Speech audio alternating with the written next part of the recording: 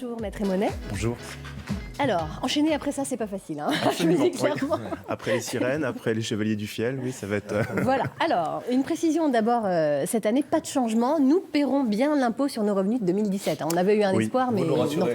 non. Ouais. Oui, ça, on n'échappe jamais à l'impôt. Non, jamais. C'est le grand message. Ouais. Non, la réforme fiscale débute au 1er janvier 2019. Elle a été décalée d'un an, d'ailleurs. C'est pour ça que parfois, on Oui, se il y a eu une mélange petite un petit peu, confusion, on ne sait c'est plus pour trop. ça Non, il y a encore une année. Ouais. Donc cette année, rien ne change. On paie nos impôts de l'année 2017, c'est-à-dire des revenus 2017. Donc, même système qu'auparavant, c'est le principe du décalage. D'accord. Alors, par contre, en 2019, l'impôt sera prélevé à la source, ce qu'on appelle en temps réel. Ça veut dire que l'impôt de 2019 portera sur les revenus de 2019. Oui, exactement. Voilà. Il y aura une synchronisation entre le revenu et l'impôt payé. On paiera en direct. C'est là l'objet même de la réforme. Finalement, l'impôt lui-même ne change pas vraiment. Les modalités de calcul sont les mêmes. On ne va pas payer plus, on ne va pas payer moins. C'est juste le recouvrement de l'impôt qui est modifié. C'est en réalité conforme à la plupart des grands pays. En Allemagne, en Angleterre, en Espagne, aux États-Unis, on est déjà au prélèvement à la source. On s'aligne sur une pratique européenne, finalement. Absolument. D'accord. Il ne faut pas rêver d'échapper à 2018 non. pour autant. Non, hein. non, je crois que le rêve, non, là, là-dessus. En ce qui concerne la confidentialité, parce qu'on se pose aussi cette question, est-ce que mon employeur sera au courant du coup de mes autres revenus ou de la situation de mon conjoint ? Non. Alors, en tant que tel, ce n'est pas le contribuable, ce n'est pas le salarié qui doit donner à son employeur l'ensemble de ses revenus, le détail. C'est l'administration fiscale qui communiquera un taux de prélèvement. C'est-à-dire, en général, pour la plupart des salariés, ça sera entre 0 et 10%. Et l'employeur, lui, appliquera ce taux et déduira de la fiche de paie le montant de l'impôt directement. Donc, il y aura un salaire brut. On enlèvera des cotisations sociales comme aujourd'hui. Et on enlèvera en plus le montant de l'impôt calculé en fonction de ce taux.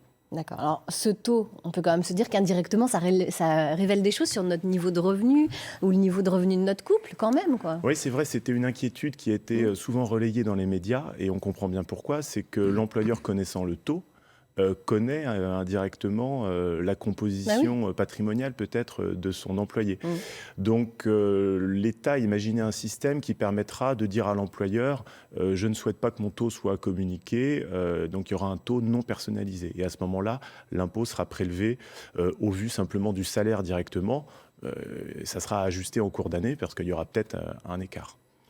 D'accord. Alors, quelles conséquences, du coup, pour nos revenus de cette année 2018 ? Est-ce qu'ils sont exonérés d'impôts ? Parce que ça, c'est un mythe aussi. C'est un peu comme les sirènes. On entend plein de choses.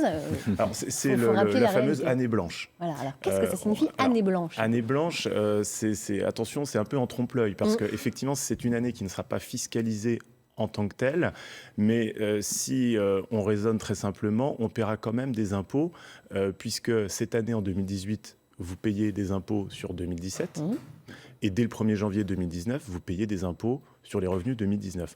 Donc l'État a imaginé simplement un système, parce qu'on a une année de trop. C'est vrai que si on payait encore des impôts sur l'année 2018, on aurait une année supplémentaire d'impôts. Donc l'État efface l'année en tant que telle, mais le contribuable, lui, n'aura jamais eu un mois en moins d'impôts. Il paiera toujours tous les mois son impôt. C'est juste ce décalage, cette mise en place du prélèvement à la source qui nécessitait d'enlever l'année. Donc il n'y a pas de gain réel pour le contribuable. C'est plutôt l'État, lui, qui va effacer une année dans ses caisses immédiatement. D'accord. Alors si 2018 est une année blanche, on pourrait peut-être être tenté d'imputer sur 2018 certaines rémunérations pour ne pas payer d'impôts finalement. Oui, c'est vrai. Alors l'État, là aussi, a imaginé tout un système, puisqu'il ne faut pas que l'État y perde au change, bien sûr. Le prélèvement à la source va surtout être impactant pour les revenus réguliers, donc tous les salariés, même les indépendants, d'ailleurs, on pourra en reparler.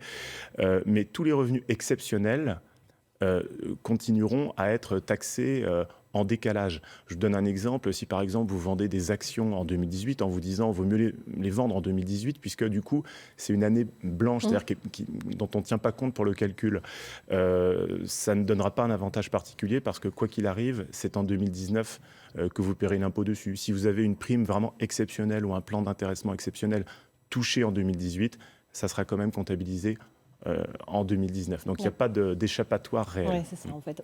Aucune chance que ça marche. Et les crédits et les réductions d'impôts? Ça sera maintenu, crédit, réduction d'impôts. C'est vrai que beaucoup de gens se demandent si toutes les petites niches fiscales qu'il y a, les gardes à domicile, les choses comme ça, ça sera reporté dès 2019. Donc, sans rentrer dans le détail des mécanismes, ça sera bien pris en compte. Alors, en 2019, est-ce que les contribuables auront des démarches à effectuer?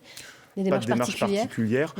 Dès cette année, en 2018, le simple petit changement, c'est ce fameux taux de prélèvement qui sera communiqué à chaque contribuable et qui servira aux employeurs dès 2019, qui sera inscrit sur la fiche de paie, qui servira à prélever. D'accord. Donc, est-ce qu'on peut dire qu'il y a des gagnants et des perdants dans cette réforme ou pas?